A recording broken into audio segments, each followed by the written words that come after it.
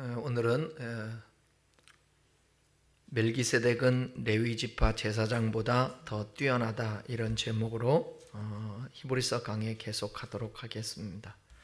오늘 말씀은 좀 주목해서 여러분들이 들어야 이해할 부분들이 많이 있습니다. 히브리서는 예수 그리스도의 우월성을 다양한 각도에서 증언하는 부분이 많이 있습니다. 성경은 내게 대해서 증거한다, 예수님에 대해서 증거한다고 말하고 있는데, 특별히 히브리서 같은 경우는 더 유대인들이 지금까지 알고 있었던 성경과 하나님에 대해서, 신앙에 대해서, 예수 그리스도 안으로 들어와 믿음으로 말미암아 그들이 구원받고 하나님의 자녀가 되었음에도 불구하고 여전히 뭔가가 밋밋해서 구약으로 돌아가려고 하는 그런 모습이 있었습니다. 그런 모습을 보고 지금 히브리서 저자는 그들에게 예수 그리스도가 어떤 분이신가를 가르치고 있는 부분입니다. 히브리서를 우리가 읽다 보면 한 가지 질문을 하게 되는데, 왜 이렇게까지 제사장 문제를 집요하게 다루는가 하는 점입니다. 예수 그리스도는 천사보다도 뛰어나다고 그랬잖아요. 모세보다도 크다고 얘기했어요. 여호수아가 주지 못한 안식을 주시는 분이 바로 예수 그리스도. 7장에 이르러서 갑자기 낯선 이름 하나를 전면에 내세우는데 바로 멜기세덱입니다. 예수님께서 영원한 제사장으로서의 정당성을 말하기 위해서 멜기세덱을 지금 히브리서 기자가 등장시킨 것입니다. 당시 유대의 그리스도인들은 신앙적 고민이 있었습니다. 그들은 예수를 믿었지만 여전히 율법의 틀 속에서 사고했습니다. 그들에게 제사장은 단순한 직분이 아니라 하나님 앞에 나아가는 유일한 제도적 통로였습니다. 지금이야 우리가 예수 그리스도를 통하여서 하나님 앞에 담대히 나가지만 유대인들의 구약적인 사고에서는 아니었어요. 제사장을 통하여서만 하나님 앞에 나갈 수 있었습니다. 그런데 그들은 예수 그리스도의 대제사장직에 대한 혼란이 있었습니다. 왜냐하면 당시 유대인들에게 제사장이라고 하면 당연히 제사장은 누구의 후손이어야 돼요? 아론의 후손, 즉 레위 지파여야만 했습니다. 그것은 율법이 정한 철칙이에요. 하지만 예수님은 레위 지파가 아니잖아요. 누구 지파로 온 거예요? 유다 지파로 오지 않았습니까? 유다 지파의 출신인 것입니다. 여기서 유대인 그리스도인들은 혼란에 빠질 수밖에 없었어요. 율법대로라면 예수님은 제사장이 될 수 없지 않은가라는 의문이었습니다. 그렇다면 과연 예수님의 십자가는 합법적인 제사인가? 그분의 중보 사역은 정당한가라는 문제에 봉착하게 된 거예요. 그런 가운데 히브리서 저자는 이러한 문제를 성경 자체의 논리로 답합니다. 그리고 그 열쇠로 창세기 14장에 한번 잠깐 등장하는 인물인 멜기세덱을 소환합니다. 멜기세덱은요, 율법 이전에 존재한 제사장입니다. 아브라함이 복종하고 11조를 드린 인물입니다. 그러니까 이때의 제사장은 이스라엘 백성들이 애굽에서 출애굽한 다음에 그 다음에 모세를 통하여 주신 그 율법에 제사 제도도 있고 그 다음에 제사장도 있고 그 일들을 누구 지파에게 맡겼다고요? 레위 지파에게 맡겼습니다. 그런데 그 훨씬 이전에 제사장을 지금 소환해내는 거예요. 아브라함이 이 제사장에게 복종하고 11조를 드렸다라는 거예요. 다시 말해 이스라엘 민족과 레위 제사장 제도보다 앞선 더 근원적인 제사장직을 대표하는 존재입니다. 오늘 본문은 바로 이 사실을 논증하는데 히브리서 기자의 핵심 주장은 분명합니다. 레위 지파 제사장보다 멜기세덱의 제사장직이 더 앞서고 뛰어나다라는 거예요. 그리고 이 논증은 곧 예수 그리스도께로 이어집니다. 예수님이야말로 레위 계통이 아닌 멜기세덱의 반차를 따랐다고 그랬잖아요. 그 계보, 반차라는 것은. 그래서 참되고 영원한 대제사장이 된다라는 거예요.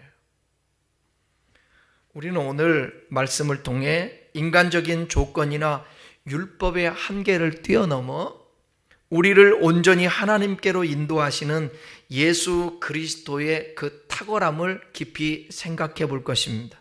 아브람조차 11조를 바치며 무릎을 꿇었던 그 위대한 제사장의 권위가 오늘 우리를 어떻게 구원으로 이끄는지 함께 살펴보겠습니다. 1절을 같이 읽겠습니다. 시작.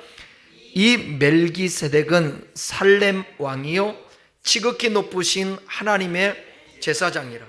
여러 왕을 쳐서 죽이고 돌아오는 아브람을 만나 복을 빈 자라. 히브리서 기자는 멜기세덱을 설명할 때 그의 신비로움보다는 그가 무엇을 했는가에 주목을 합니다. 그는 살렘 왕이었습니다. 지극히 높으신 하나님의 제사장이에요. 근데 전쟁에서 돌아오는 아브라함을 맞이해서 떡과 포도주를 가지고 나와서 그를 축복합니다. 아브라함을 축복하죠. 누가요? 멜기세덱이. 이 장면은 단순한 환대가 아니에요. 성경에서 축복한다라는 것은 하나님 편에 서서 하나님의 뜻과 약속을 선포하고 확증하는 행위입니다. 그러니까 똑같은 우리가 왕 같은 제사장이지만 서로 간에 축복하고 목사가 축복한다라는 것은 그것은 사람이 하는 것이 아니라 하나님의 뜻과 약속을 선포하는 거나 마찬가지인 거예요.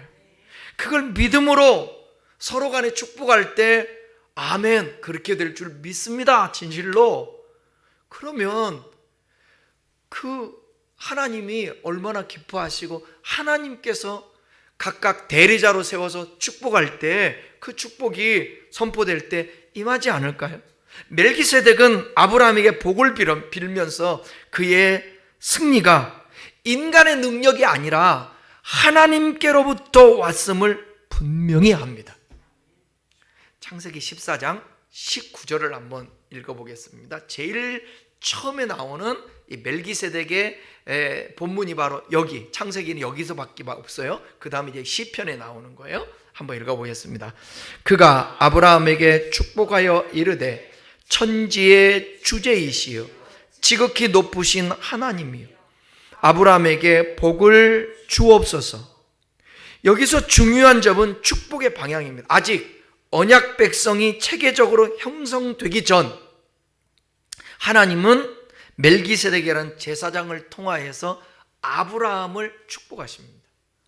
이것은 레위 제사장 제도가 생기기 훨씬 이전부터 하나님께서 이미 자신의 백성을 축복하고 중보하는 참된 제사장적 통로를 가지고 계셨음을 보여주는 것입니다. 그러니까 여러분, 하나님 아버지의 마음은, 인간을 향한 마음은 어제나 오늘이나 영원토록 동일하세요. 그런데 그 표현 방식이 점진적으로 완성해 가는 거예요.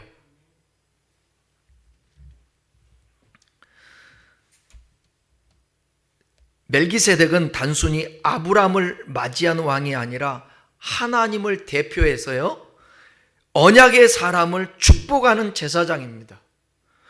또 생각할 것은 멜기세덱은요, 살렘의 왕, 살렘이라는 것은 에루살렘을 줄임말이에요.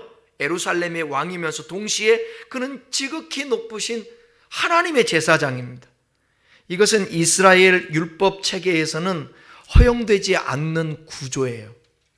왜냐하면 왕과 제사장이 분리되어 있던 그런 레위 체계와는 달리 멜기세덱은 하나님이 직접 세우신 통합적 제사장. 그러니까 제사장을 하면서 왕은 절대 될 수가 없습니다. 왕이면서 제사장은 될 수가 없어요. 출애굽 이후에 언약 백성에게는 그렇게 될 수가 없었어요. 이 사실 하나만으로도 멜기세덱의 제사장직은 훗날의 레위 제사장직보다 근원적으로 상위에 놓여 있다라는 것을 드러내 주는 것입니다. 이것을 통하여서 지금 예수님께로 지금 향하고 있는 거예요. 예수님 얘기하기 위해서 멜기세덱의 얘기를 하고 있는 거예요. 자, 2절 한번 볼까요? 2절, 아브라함이 모든 것의 10분의 1을 그에게 나누어 주니라. 그 이름을 해석하면 먼저는 의의 왕이요, 그 다음은 살렘 왕이니 곧 평강의 왕이에요. 아브라함은 전쟁의 승리 후에 전쟁 가운데 꼭 옛날에 고대시대 때는 전쟁하고 나면 뭐를 빼앗아 와요? 전리품들을 빼앗아 와요. 전리품들을. 그 빼앗은 전리품 가운데 11조 10분의 1을 멜기세덱에게 바쳤다라는 거예요. 그러니까 이것은 단순한 감사 표현뿐 아니라 영적 권위에 대한 자발적 복종입니다. 매우 중요한 부분이 이게. 아브라함이 멜기세덱에게 11조를 드린 사실은 그의 영적 우월성을 증명합니다. 그러니까 이 얘기는 11조에 대해서 늘 의문을 가지고 있고 갈등을 하고 11조를 드려야 되냐 말아야 되냐 이렇게 생각하고 있는 사람들은 이 말을 꼭 좀 들을 필요가 있어요.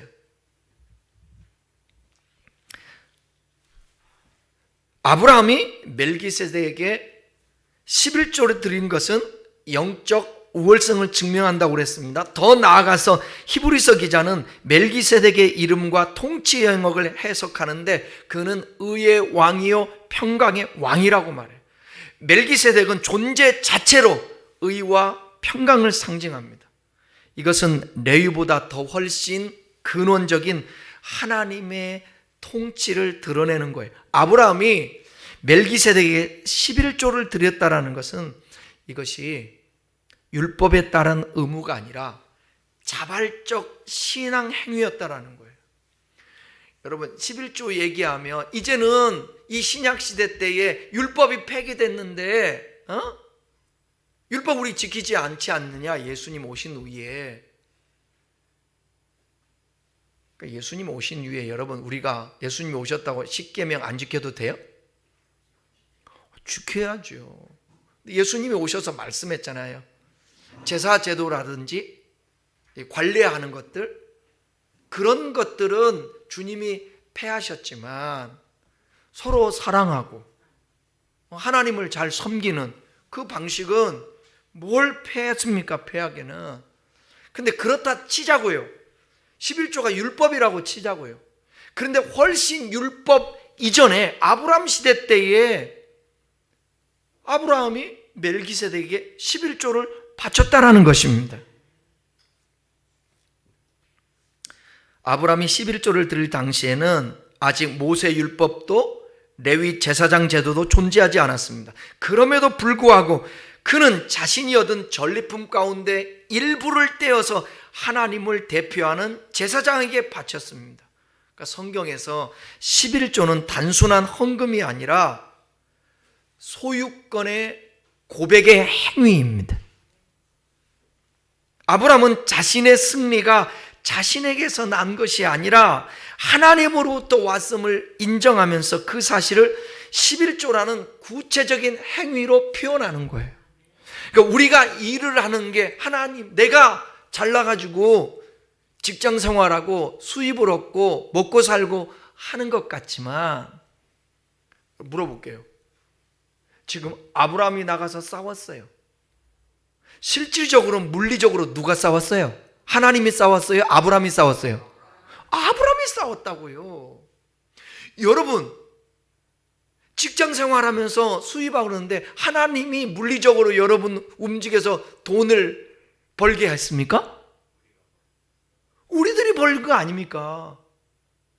아브라함도 전쟁 가운데 싸웠는데, 자기가 싸웠는데 그가 이 고백을 하는 거예요.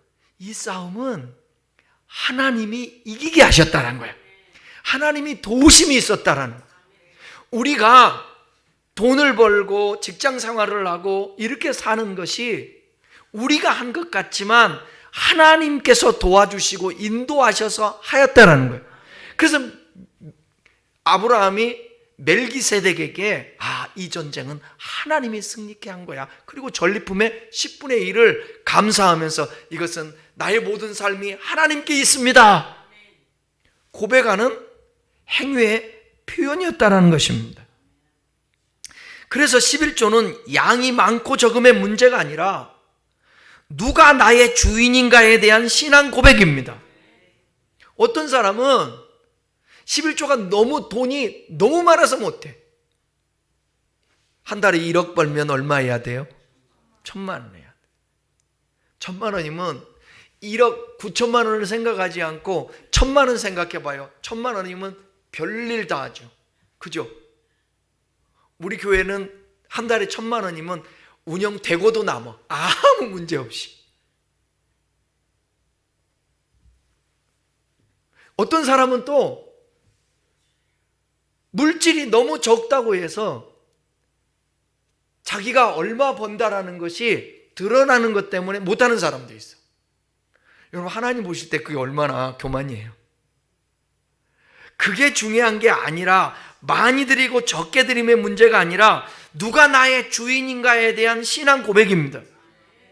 많이 드리는 사람은 하나님이 계속해서 많이 드릴 수 있도록 지켜줄 것이고, 적게 드리고 못 드리는 사람은 그 중심을 보시고 하나님이 더 드릴 수 있도록 인도해 주실 것이고, 히브리서의 논증에서 11조는 또 하나의 중요한 기능을 하는데, 11조는 항상 더 낮은 자가 더 높은 자에게 드리는 행위입니다. 아브라함이 멜기세덱에게 11조를 드렸다라는 것은 그가 멜기세덱을 하나님이 세우신 이 상위의 영적 권위로 인정했다라는 뜻이에요. 이 점에서 11조는 멜기세덱의 제사장직이 레위보다 뛰어남을 증명하는 결정적 증거가 됩니다. 그렇다면 이 본문은 오늘날의 11조와 어떤 관계가 있을까?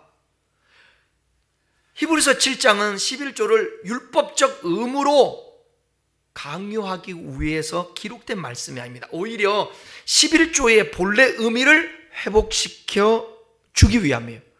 오늘날 11조 역시 여러분, 11조는 구원의 조건이 아니라 이미 구원해 주시고 은혜를 받은 자가 하나님께 자신의 삶과 소유를 맡긴다는 신앙의 응답이어야 합니다.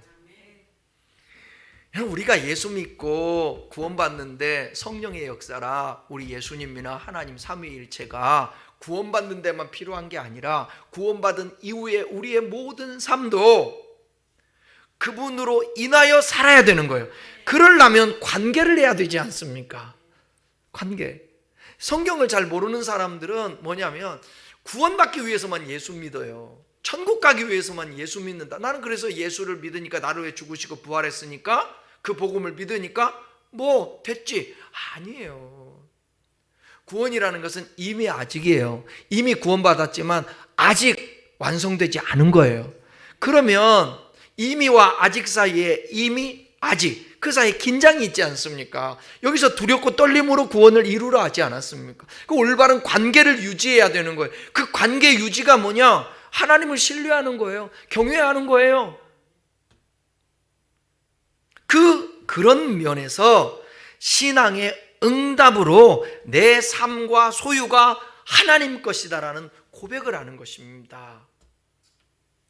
따라서 오늘날의 11조는 형식이나 비율 이전에 질문을 던져야 돼요. 나는 누구의 손에 내 인생을 맡기고 있는가?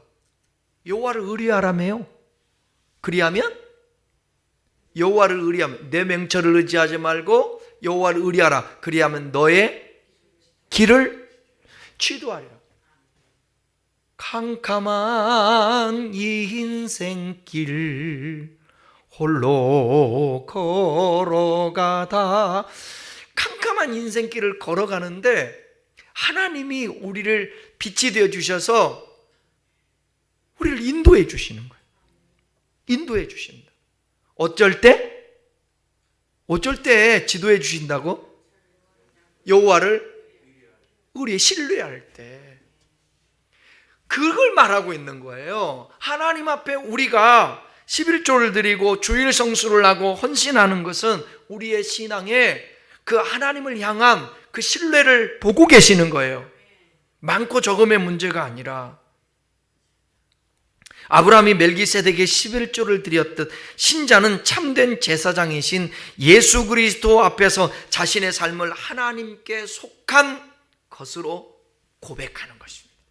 그래서 예수님은 우리의 주가 되시는 거예요. 주인이 된다는 거예요. 그것을 말로만 하지 말고 삶으로 보이라는 거예요. 이렇게 볼 때 11조는 과거의 율법 규정이 아니라 모든 시대를 관통하는 신앙의 태도이며 은혜에 대한 자발적 응답이라는 점에서 오늘날에도 여전히 의미를 갖고 있다는 것입니다. 자, 3절 보십시다. 아버지도 없고 어머니도 없고 족보도 없고 시작한 날도 없고 생명의 끝도 없이 하나님의 아들과 닮아서 항상 제사장으로 있느니라. 레위 제사장은 족보가 생명이에요. 왜냐하면 레위 계열을, 아론의 계열을 쭉 따라야 되니까. 그러나 멜기세덱은 족보가 등장하지 않아요. 이것은 그의 제사장직이 혈통이 아니라 하나님의 주권의 부르심에 기초한다라는 거예요. 시작과 끝이 기록되지 않은 제사장으로 묘사됨으로써 그는 시간과 죽음에 제한된 레위 제사장보다 더 높은 차원의 제사장임을 드러내고 있는 것입니다. 히브리서 7장 3절은 멜기세덱 논증에서 가장 오해되기 쉬운 부분이 있어요. 그게 뭐냐면 하나님의 아들을 닮아서 항상 제사장으로 있느니라. 이 말은 멜기세덱이 곧 하나님의 아들이라는 뜻이 아닙니다. 히브리서 저자는 멜기세덱을 그리스도의 예표로 제시하는 거예요. 아버지도 없고 어머니도 없고 족보도 없다라는 이 표현은 멜기세덱의 실제 출생을 말하는 것이 아니라 창세기 기록의 침묵에 대한 해석입니다. 이 부분을 여러분 이해를 해야 돼요. 성경에는 모든 것을 다 말하지 않습니다. 이것을 성경 기록의 침묵에 대한 해석이라고 우리가 말할 수 있는 거예요. 성경은 다 말하는 거 아니에요. 다 말하면 요한복음에 보면 뭐라고 얘기하고 있죠? 쌓아둘 곳이 없다라고 그렇게 말하고 있습니다. 그러니까 이 창세기 기록의 침묵이란 성경이 어떤 사실을 말하지 않음으로써 그 침묵 자체가 의미를 갖도록 하나님이 사용한 것입니다. 레위 제사장은 족보로 자격이 증명되지만 멜기세덱은 시작과 끝이 기록되지 않은 제사장으로 등장합니다. 히브리서 저자는 이 기록 방식을 신학적으로 읽습니다. 그 결과 멜기세덱은요, 성경 이야기 속에서 죽음으로 사라지지 않는 제사장으로 남아있고 이것이 항상 제사장으로 있다라는 표현의 의미입니다. 그래서 멜기세덱 개인의 불멸을 말하는 것이 아니라 시간과 죽음에 의해 단절되지 않는 제사장직의 모형을 얘기하는 것입니다. 그러니까 중요한 것은 뭐냐면 방향성, 기준은 멜기세덱이 아니라 하나님의 아들 예수 그리스도이십니다. 멜기세덱은 실체가 아니라 그림자이며 원형은 누구라고요? 멜기세덱의 원형, 그림자, 예수 그리스도라는 것입니다. 그래서 이 본절에서 예수 그리스도의 제사장직을 설명하기 위해서 지금 말씀하고 있는 것입니다. 여러분, 레위 제사장은 죽어요, 안 죽어요? 레위 제사장은 죽어요. 그래서 교체돼요. 하나님의 아들은 영원히 살아계셔서 제사장직을 결코 내려놓지 않으신 대제사장 되신, 그래서 영원한 대제사장인 거예요. 히브리서 기자는 이를 통해서 영원한 제사장직만이 참된 구원을 완성할 수 있음을 결론으로 끌어내고 있습니다. 그러니까 멜기세덱을 통하여서 누구를 말하고 싶어 하는 거예요? 예수 그리스도를 말하고 싶어 하는 거예요. 너희들이 알고 있는 레위 계통의 그 제사장보다 훨씬 앞서서 아브라함이 11조를 드릴 정도로 권위를 갖고 있었던 그 멜기세덱. 근데 그 멜기세덱은 아버지도 없고 시작도 없고 끝도 없고 누구를 예표하기 위해서? 예수 그리스도. 그러니까 예수님은 영원한 제사장이란다. 너희들이 알고 있는 대로 그런 분이 아니야. 오해하지 마. 예수님은 그래서 레위 지파를 안 따라도 되는 거야. 그래서 멜기세덱을 지금 히브리서 기자는 소환하고 있는 것입니다. 4절 읽겠습니다. 4절, 이 사람이 얼마나 높은가를 생각해 보라. 조상 아브라함도 노량물 중 10분의 1을 그에게 주었노니. 여기 히브리서 기자는 독자들에게 이 사람이 얼마나 높은가를 생각해 보라고 요청하잖아요. 믿음의 조상 아브라함이 11조를 드렸다라는 사실은 멜기세덱이 단순한 지역왕이 아니라 아브라함보다 상위에 있는 영적 인물임을 증명하는 것이에요. 멜기세덱은 바로 그 아브라함이 경외한 존재입니다. 그러면서 예수님은 너희들이 알고 있는 레위 지파와 같은 제사장이 아니야, 이걸 말하고 있는 거예요. 5절, 레위의 아들들 가운데 제사장의 직분을 맡은 자들은 율법을 따라 아브라함의 허리에서 난 자라도 자기 형제인 백성에게서 10분의 1을 취하라는 명령을 받았으나, 여기 5절에 레위 제사장들이 어떤 근거로 11조를 받았는지를 설명합니다. 레위의 아들들 가운데 제사장의 직분을 맡은 사람들은 율법을 따라 11조를 받도록 명령을 받았습니다. 그들이 11조를 받을 수 있었던 이유는 그들이 더 거룩해서도 더 뛰어나서도 아니었어요. 오직 하나님께서 율법으로 그렇게 정하셨기 때문에 그랬어요. 왜냐하면 당시의 제사장들은, 레위 지파들은 일반 직업을 갖고 있지 않고 주님 앞에 제사를 지내는 그 일을 감당했기 때문에 그들이 더 뛰어나서도 아니고 거룩해서도 아니었다니까. 하나님이 정해놓은 율법이 그랬기 때문에 그런 거예요. 그런데 히브리서 기자는 한 가지를 덧붙입니다. 그 11조를 바치는 사람이 누구인가 하면 이방인이 아니라 아브라함의 허리에서 난 자들. 아브라함의 허리에서 난 자들이 뭐예요? 무슨 뜻이에요? 같은 조상을 둔 형제라는 거예요. 아브라함을 통해서 이 세상에 태어난 존재들. 제사장과 백성은 본질적으로 같은 출발선에 서 있는 사람들입니다. 제사장이나 백성이나 똑같이 누구의 후손? 아브라함의 후손. 그걸 아브라함의 허리로 표현하는 거예요. 그럼에도 불구하고 율법은 제사장에게 자기 형제에게서 11조를 받으라고 했어요. 아브라함의 똑같은 후손이지만 그 직임에 따라 11조를 받으라고 명령을 했습니다. 이 말씀은 레위 제사장이 본질적인 우월성 위에 세워진 직분이 아니라 하나님께서 주신 제도적 명령 위에 세워진 직분임을 보여주는 것입니다.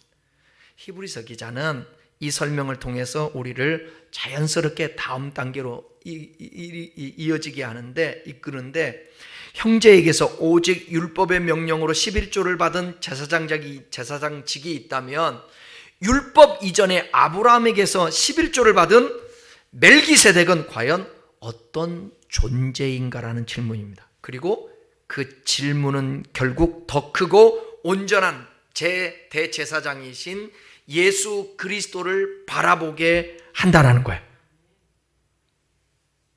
6절 읽어봐요. 6절, 레위 족보에 들지 아니한 멜기세덱은 아브라함에게서 10분의 1을 취하고 약속을 받은 그를 위하여 복을 빌었나니. 멜기세덱은 11조를 취하고요, 약속을 받은 아브라함을 축복합니다. 약속을 받은 자를 축복할 수 있다는 것은 약속을 주시는 하나님 편에 서 있다라는 뜻입니다.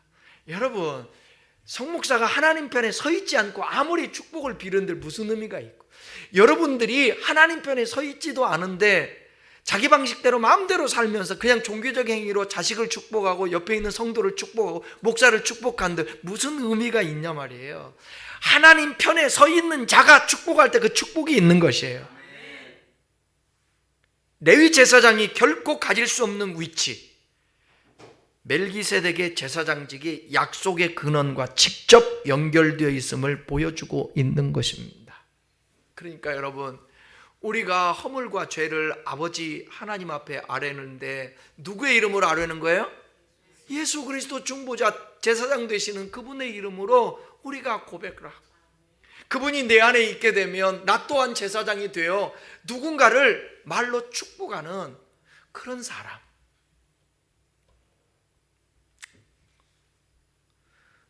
베드로서에 나온 대로 지금은 그리스도 예수로 말미암아 저와 여러분이 다 왕같은 제사장이 되었습니다. 이제 그래서 누구를 축복해도 그 축복이 누구의 권위에 의해서 축복이 선포되는 거예요? 우리 주님의 이름으로 선포되는 거예요. 제사장들이 민수기에 보기에는 6장에 보기에는 제가 송구영신 예배 때 여러분들 축복하잖아요. 그 아론의 축복이거든요. 여호와는 너에게 복을 주시기를 원하며 은혜 베푸시기를 원하고 평강 주시기를 원하노라. 그렇게 축복하면 그 축복대로 되게 하나님이 하셨다는 거야. 하나님 편에 서 있을 때. 근데 여러분, 제사장이라고 다가 아니라 갑자기 생각이 안 나네. 그 악한 제사장도 있지 않습니까? 그러니까 하나님의 권위를 가지고 있는가, 하나님의 권위를 가지고 있지 않는가, 이게 중요한 부분이에요. 그러니까 저와 여러분이 예수님으로 충만할 때 그 대제사장 되신 우리 주님이 내 안에 거할 때 우리 또한 제사장으로서 진짜 누군가를 위해서 기도하고 누군가를 위해서 선포할 때에 거기에 하나님의 역사와 능력이 있게 되는 것입니다. 7절 봅시다. 7절, 논란의 여지 없이 낮은 자가 높은 자에게서 축복을 받느니라. 성경의 원리는 분명합니다. 낮은 자가 높은 자에게서 축복을 받습니다. 아브라함이 멜기세덱의 축복을 받았다는 사실은 아브라함과 멜기세덱 중에 누가 더 높다라는 거예요? 멜기세덱이 높다라는 것을 명확히 규정합니다. 이것은 하나님이 세우신 영적 질서의 문제인 것입니다. 8절에서는 이렇게 말합니다. 8절, 또 여기는 죽은 자들이 10분의 1을 받으나 저기는 산다고 증거를 얻는 자가 받느니라. 레위 제사장은 결국 죽잖아요. 그들의 사역은 세대마다 중단됩니다. 그러나 멜기세덱은 성경 기록 안에서 죽음이 언급되지 않습니다. 이것은 실제 불멸을 말하는 것이 아니라 그의 제사장직이 영속적 질서를 상징함을 의미합니다. 그러니까 네이보다 더 완전한 제사장직의 그림자를 말하고 있는 것입니다. 9절, 10절 읽겠습니다. 또한 10분의 1을 받은 레위도 아브라함으로 말미암아 10분의 1을 바쳤다고 할 수 있나니, 이는 멜기세덱이 아브라함을 만날 때에 레위는 이미 자기 조상의 허리에 있었습니다. 이 말씀은 처음 들으면 쉽게 이해되지 않아요. 레위는 아브라함 시대에 태어나지도 않았는데 어떻게 11조를 바쳤다고 말할 수 있겠습니까? 여기서 히브리서 기자는 성경이 사용하는 아주 중요한 사고방식을 전제하고 있습니다. 성경에서는 조상이 단순한 개인이 아니라 그 뒤에 오는 모든 후손을 대표하는 존재로 등장합니다. 아브라함은요, 한 사람이었지만 동시에 이스라엘 민족 전체를 대표하는 사람이었습니다. 그래서 아브라함이 행했던 그 행동은 그 안에 포함된 후손들의 행동으로 간주될 수가 있는 거예요.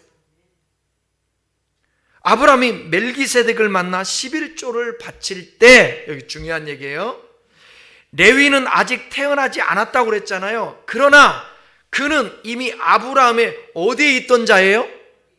허리 안에 있던 자. 다시 말해 장차 태어날 후손으로서 아브라함 안에 포함된 존재. 이게 하나님의 시간 개념에서 말하고 있는 거예요. 그러므로 아브라함이 멜기세덱의 11조를 바친 것은 대표자인 아브라함을 통해 레위도 함께 바친 것으로 이해할 수 있다라는 거예요. 그 얘기를 하는 거예요, 지금. 그러니까 너희들 지금 레위 지파로서 이렇게 드려지는 그 모든 것들, 너희 후손들이 드려지는 것들 이미 아브라함이 멜기세덱에 바친 것처럼 하고 있는 거야. 본질은 모든 것이 영적 권위에 의해서 하나님으로부터 와서 하나님을 경외하고 하나님을 의지하고 하나님을 섬기는 그 표현인 것이죠. 11조 드림이. 레위는 훗날 제사장이 되어서 다른 사람들에게 11조를 받는 위치에 서게 됩니다. 그런데 레위가 자기 조상 아브라함 안에서 이미 멜기세덱에게 11조를 바친 자라면 이는 레위 제사장직이 멜기세덱보다 아래에 있음을 보여주는 거예요. 받는 자가 아니라 이미 바친 자라는 뜻입니다.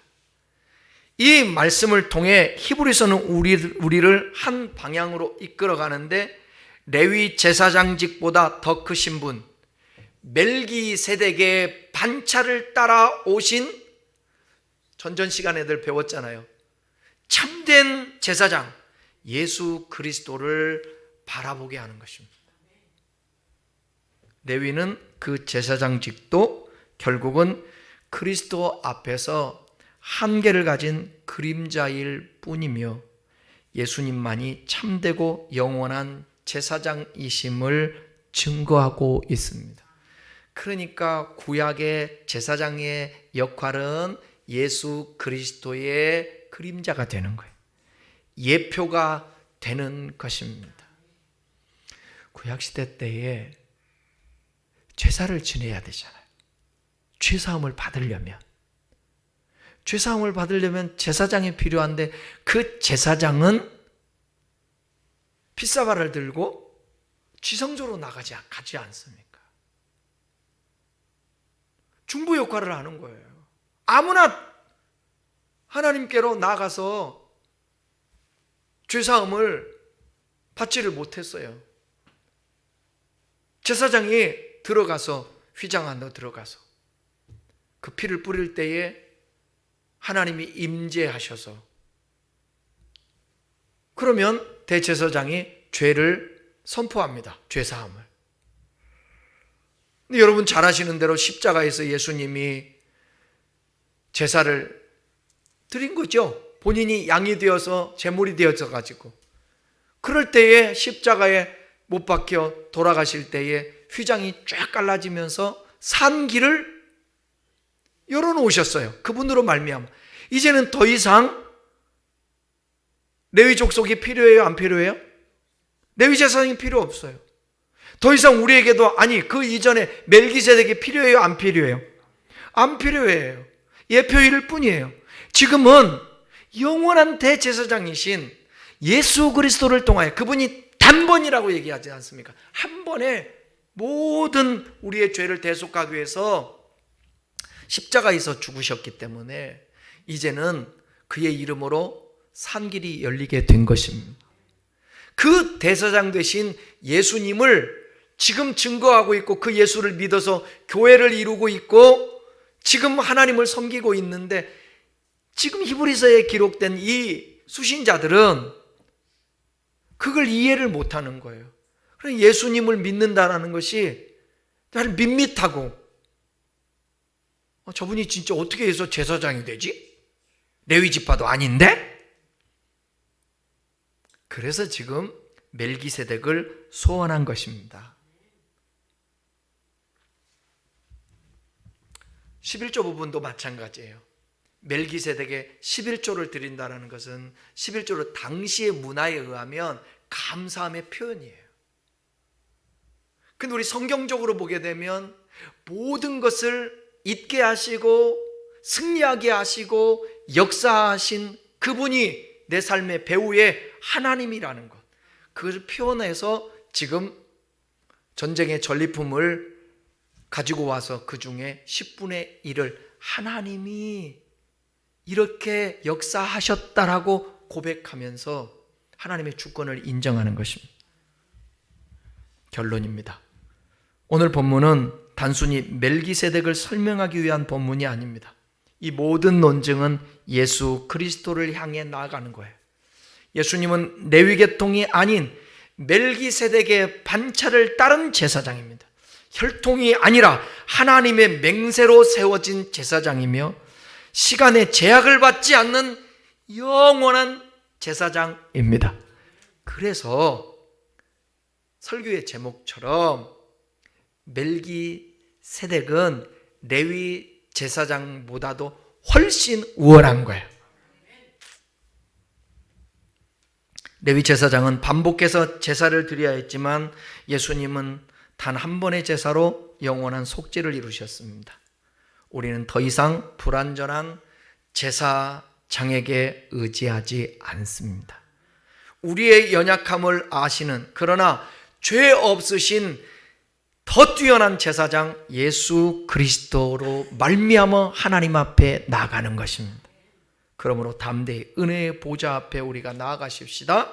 어떤 죄와 허물과 연약함이 있어도 예수의 이름으로 우리를 위해 지금도 살아계셔서 간구하시는 우리의 제사장 되시는 그 예수님이 계시니까 그분을 통하여서 하나님 앞에 담대히 나갈 수 있기를 주님의 이름으로 축원합니다.